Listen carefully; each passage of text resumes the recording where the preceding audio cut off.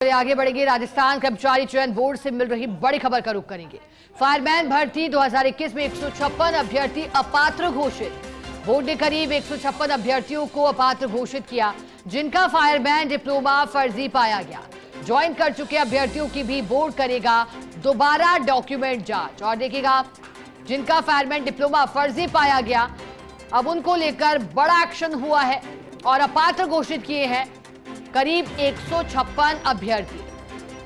2021 में 156 अभ्यर्थी अपात्र घोषित। फायरमैन भर्ती परीक्षा 2021 से जुड़ा ये पूरा प्रकरण राजस्थान कर्मचारी चयन बोर्ड से जुड़ी खबर।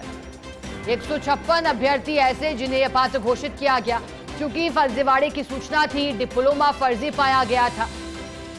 लीगल तरीके से नहीं बल्कि लीगल तरीके को अपना करके डिप्लोमा फर्जी बनवाया गया था, जिसकी पुष्टि होने के बाद अपात्र घोषित किया गया। यानी ऐसे अभ्यर्थी अब नौकरी के लिए पात्र नहीं होंगे। ज्वाइन कर चुके अभ्यर्थियों की भी बोर्ड दोबारा डॉक्यूमेंट जांच करेगा। अधिक जानकारी देने के लिए स्पेशल कॉरेस्पॉन्डेंट दिनेश कसाना जुड़ गए हैं। दिनेश, जानकारी दीजिएगा। फायरमैन भर्ती 2021 बताया गया अपात्र घोषित किए गए अभ्यर्थी, अब कैसे सूचना मिली थी कि कुछ फर्जीवाड़ा हुआ है और 2021 से जुड़ा प्रकरण अचानक से स्पष्टीकरण में और किस तरह से सामने आ पाया? देखिए, फायरमैन भर्ती 2021 से जुड़ा हुआ मामला है, जिसमें कर्मचारी चयन बोर्ड की ओर से इन अभ्यर्थियों की जांच करवाई गई थी।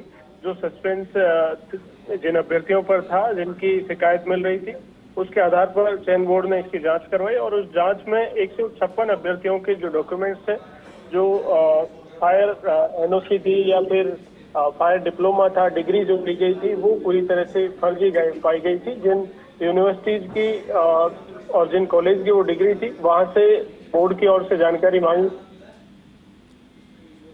नहीं मिला, तो उसके बाद बोर्ड की ओर से ये पूरी कार्रवाई की गई है और 156 अभ्यर्थी हैं, उनको अपात्र घोषित कर दिया गया है। इसके साथ ही जो चयनित युवा ऐसे भी हैं कुछ जो ज्वाइन कर चुके हैं, उनकी भी बोर्ड की ओर से बोर्ड चेयरमैन ने जानकारी दी है ट्वीट के माध्यम से कि उनकी भी जांच करवाई जाएगी और उनके भी अगर डॉक्यूमेंट से गड़बड़ पाई जाती है तो उनको भी चिन्हित कर अपात्र घोषित करने की जो कार्रवाई है वो की जाएगी। इससे पहले भी पीटीआई भर्ती में भी इसी तरह के केसेस सामने आ रहे हैं, जिसमें उन पर भी अपात्र घोषित करने की कार्रवाई बोर्ड की ओर से की जाएगी। तो इस तरह से अलग अलग भर्ती परीक्षाओं में बोर्ड की ओर से जांच की जा रही है।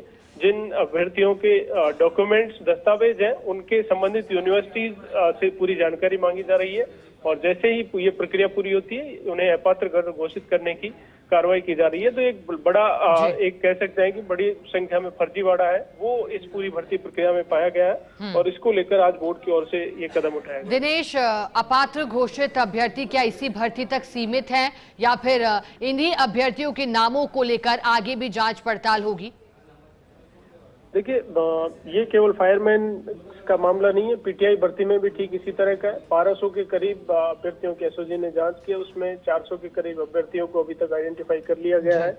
इसके अलावा ये पीटीआई भर्ती है, जिसमें आज 156 अभ्यर्थी हैं, उनको अपात्र घोषित कर दिया गया है।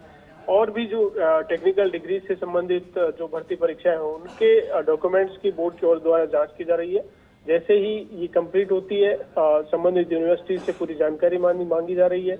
वहां पर जो डॉक्यूमेंट्स लगाए गए उनके दस्तावेज है या नहीं है, उस यूनिवर्सिटी से डिग्री ली गई है या नहीं ली गई है, तो जहां भी फर्जीवाड़ा पाया जा रहा है, आज इस भर्ती परीक्षा में बोर्ड की ओर से 156 अभ्यर्थियों को अपात्र घोषित किया है और साथ ही ये भी कहा है कि जो चयनित अभ्यर्थी हैं, जो ज्वाइन कर चुके हैं, क्योंकि 2021 की भर्ती है, उन अभ्यर्थियों को भी बोर्ड के द्वारा डॉक्यूमेंट्स की जाँच करवाई जाएगी और अगर गड़बड़ पाई जाती है तो उन्हें उन पर भी ये कार्रवाई की जाएगी। बिल्कुल दिनेश, और अपात्र घोषित अभ्यर्थियों के रोल नंबर भी सामने आए हैं। ये वो संबंधित अभ्यर्थियों के रोल नंबर जिन्हें अपात्र घोषित किया है। बहुत शुक्रिया दिनेश, आपका साथ जुड़ने के लिए, पूरी जानकारी के लिए।